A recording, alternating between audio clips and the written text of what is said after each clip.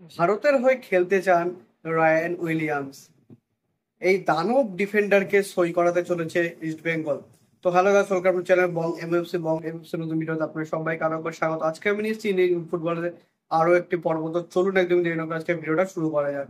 বন্ধুরা, ইন্ডিয়াতে কিন্তু ট্রান্সফার মার্কেট অলরেডি ওপেন হয়ে গেছে, যেটা সামার ট্রান্সফার উইন্ডো। সেখানে কিন্তু প্রতিটি দলই কম বেশি অ্যাক্টিভিটি তারা করছে। বাট মোহনবাগান ফ্যানদের বক্তব্য, তাদের দল কিন্তু এখন অবধি কোনো রকম ট্রান্সফারের কাজকর্ম শুরু করেনি। এবার তাদের প্রশ্ন হলো যে যে ব্যানটা তাদের দল পেয়েছিল, সেইটা কি উঠেছে নাকি এখনো রয়ে গেছে। তো দেখুন বন্ধুরা, মোহনবাগান কিন্তু কোনো রকমের ট্রান্সফার ব্যান খায়নি। তারা কিন্তু প্লেয়ার রেজিস্ট্রেশনের ব্যানটা খেয়েছে, এবং সেই ব্যানটাও কিন্তু একটা টেম্পোরারি বেসিস। সমস্ত ডকুমেন্ট যেগুলো আছে সেগুলো যদি তারা তারা সাবমিট করে দেয় ফিফার কাছে, তাহলে সেক্ষেত্রে কিন্তু ফিফা তাদের রেজিস্ট্রেশন ব্যানটা উঠিয়ে দেবে, এবং সেই মতো তারা মে মাসের শেষের দিকে তারা কিন্তু সমস্ত ডকুমেন্ট কিন্তু সাবমিট করে দিয়েছে। বাট ফিফার কিছু প্রবলেম হয়েছে বর্তমানে। আর ফিফা এখন কিন্তু বিজি, খুবই বিজি বলতে গেলে, তাদের ক্লাব ওয়ার্ল্ড কাপ আয়োজন করা নিয়ে। তো সুতরাং সেখানেই কিন্তু তারা বেশি মনোযোগটা দিচ্ছে, এবং তাদের সার্ভারে কিছু প্রবলেম থাকার জন্য মোহনবাগানের যে রেজিস্ট্রেশন সেটা কিন্তু উঠে যেতে একটু ডিলে হচ্ছে। তবে আশা করা যায় আর 1 থেকে 2 সপ্তাহের মধ্যে কিন্তু ব্যানটা উঠে যাবে।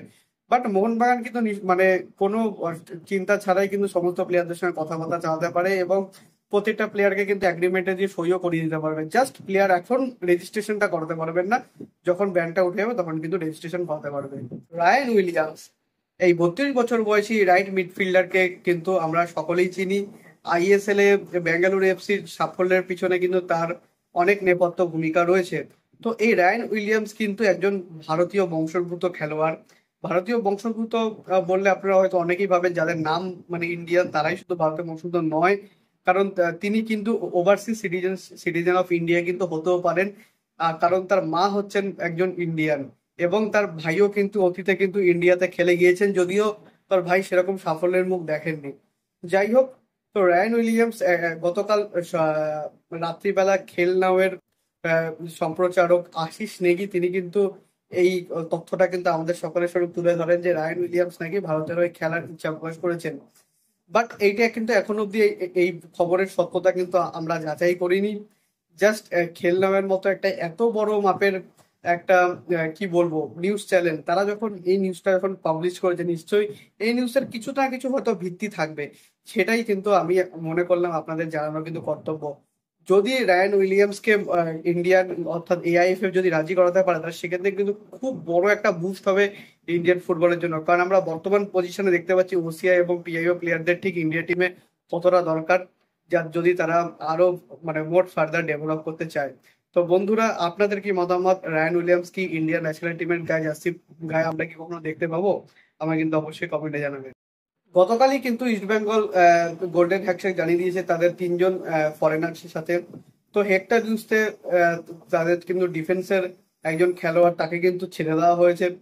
তো সুতরাং তার জায়গায় কিন্তু ইস্টবেঙ্গল কিন্তু কথা চালাচ্ছে একজন দীর্ঘদেহী, আহ, অর্থাৎ 6 ফিট 6 ফিট 7 ইঞ্চি মতো এরকম হাইট হবে। তো সেই রকম একজন ফুটবলারের সাথে কিন্তু কথা চালাচ্ছে ইস্টবেঙ্গল। তো কে সেই ফুটবলার? তিনি হলেন আলেক্সান্দ্রো কপ্পোলা। তিনি বর্তমানে কিন্তু মাল্টার ফার্স্ট ডিভিশনে খেলেন। বাট এই এই এই বছরের 30শে জুন কিন্তু তার কিন্তু কন্ট্রাক্ট এক্সপায়ারি হয়ে যাবে মাল্টার সেই ক্লাবটির সঙ্গে।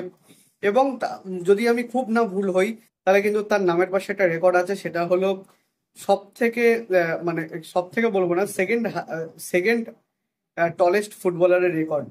আমি ভুল হতে পারি, আপনারা অবশ্যই আমাকে কালেকশন করে দেবেন। বাট আমি যখন তার ব্যাপারে একটু রিসার্চ করছিলাম, তখন কিন্তু আমি মানে এই আপডেটটা পাই তার সম্পর্কে।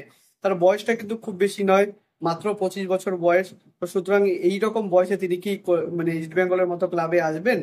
তো সেটা কিন্তু আমাদের দেখার। ইস্ট বেঙ্গল ক্লাব মতো ক্লাব বলতে আমার কিন্তু বোঝাচ্ছে আইএসএল এর মতো মঞ্চ, যেখানে কিন্তু আমরা দেখি প্লেয়ার মানে ফরেনাররা কিন্তু একটু বেশি বয়সেই আসেন।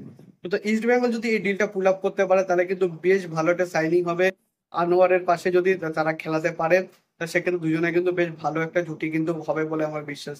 তো ইস্ট বেঙ্গল ফ্যান্সরা, আপনাদের কি মতামত আমাকে কিন্তু অবশ্যই কমেন্টে জানাবেন।